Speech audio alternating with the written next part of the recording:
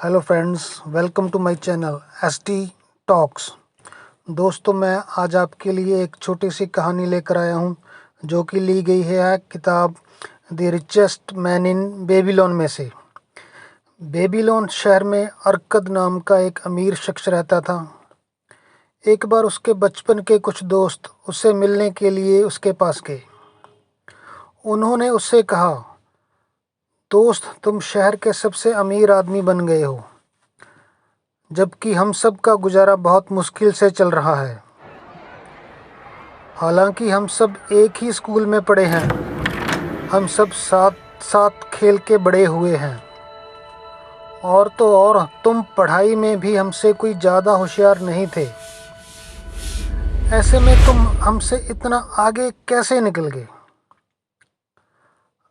अरकद ने जवाब दिया, दोस्तों, अगर आप पैसों की कमी के कारण परेशान हैं या आपके पास पैसों की कमी है, तो इसका मतलब है कि या तो आप दौलतमंद बनने के सिद्धांतों को सीख नहीं पाए, या आपको उनके बारे में जानकारी नहीं है, या फिर आपने कभी भी उनकी तरफ ध्यान ही नहीं दिया।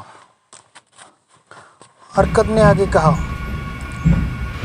दोस्तों, जवानी के दिनों में मैंने पाया कि पैसे से ताकत हासिल होती है और अनेकों प्रकार की अच्छी चीज़ें ज़िंदगी में हासिल होती हैं।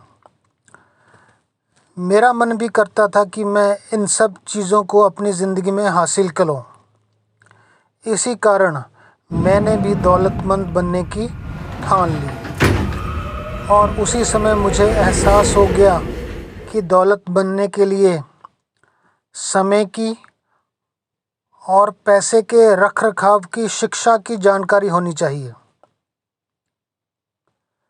अरकद आगे कहता है, दोस्तों, समय तो हम सब के पास बराबर है और पर्याप्त मात्रा में उपलब्ध है, लेकिन अगर मैं पैसों के रखरखाव की शिक्षा की बात करूं, तो ये तो आप सब भी जानते होंगे कि स्कूल में इसके बारे में कभी कुछ नहीं बताया गया।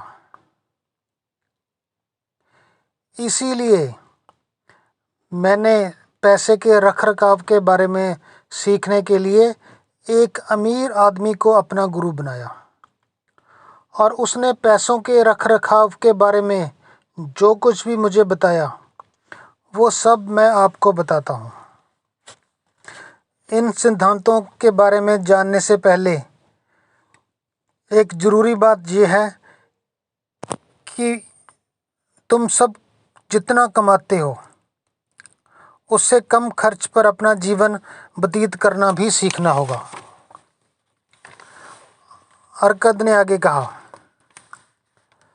दोस्तों, दौलतमंद बनने का पहला सिद्धांत इस प्रकार है, अपनी कमाई का 10वां हिस्सा आप अपने लिए रखेंगे।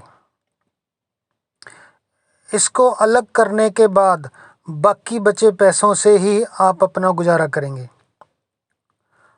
आपकी कमाई कितनी भी कम क्यों ना हो, आपको ये हिस्सा जो है 10वां हिस्सा ये बचा कर ही रखना है। कभी किसी समय तंगहाली हो जाती है तो उस समय भी आपको इस हिस्से को कम नहीं करना है, बल्कि आप अपने बाकी खर्चों को कम करके वो बुरा सामान निकाल सकते हैं। जल्दी ही आपके पास काफ़ी पैसे इकट्ठे हो जाएंगे, और उसी समय आपको अमीरों वाली फीलिंग का एहसास भी होना शुरू हो जाएगा। धीरे धीरे आपकी कमाई बढ़ने से इस खजाने में भी बढ़ोतरी होगी। और दूसरा सिद्धांत इसके बाद हमें बताता है कि इस इकट्ठे हुए खजाने का हमने करना क्या है। इस खजाने को आपने अपने लिए काम पर लगाना है, और फिर खजाने द्वारा कमाए गए पैसों को फिर से आमदनी का साधन बनाना है। इसमें एक महत्वपूर्ण बात है दोस्तों, इस काम के लिए आप किसी ऐसे बुद्धिमान लोगों की सलाह व मदद लेंगे जिनका रोज़ाना का काम ही पैसों को हैंडल करना है और अपने पैसों को उनकी निगरानी में बहुत ध्यान से इन्वेस्ट करना है। याद रखना, रिस्क लेने से बेहतर है कम आमदनी। अरकत के दोस्तों ने उसको ध्यान से सुना। कुछ दोस्त शांत थे क्योंकि शायद उनको कुछ समझ ही नहीं आया, और कुछ दोस्तों ने सोचा अमीर लोगों को अपनी दौलत अपने गरीब दोस्तों में बांट देनी चाहिए।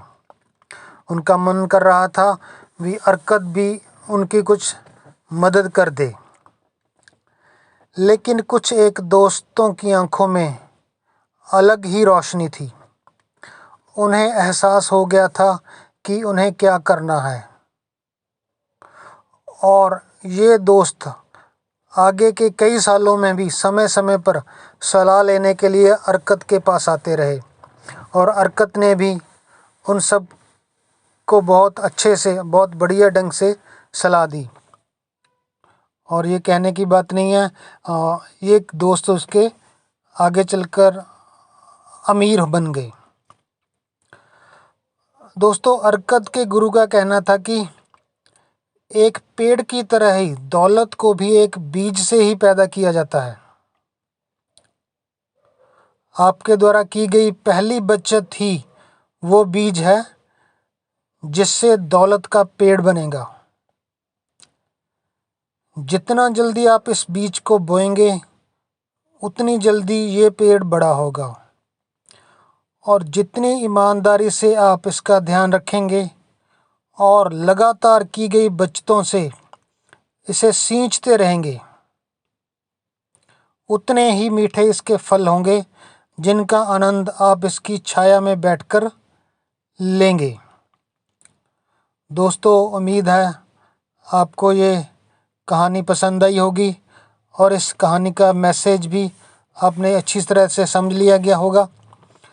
दोस्तों, इस कहानी को सुनने के लिए आपका बहुत बहुत धन्यवाद। अगर कहानी अच्छी लगी है तो इसको लाइक कीजिएगा, शेयर कीजिएगा, और मेरे चैनल को सब्सक्राइब भी कर लीजिएगा। थैंक यू दोस्तों, मिलते हैं एक नई वीडियो में। Thank you.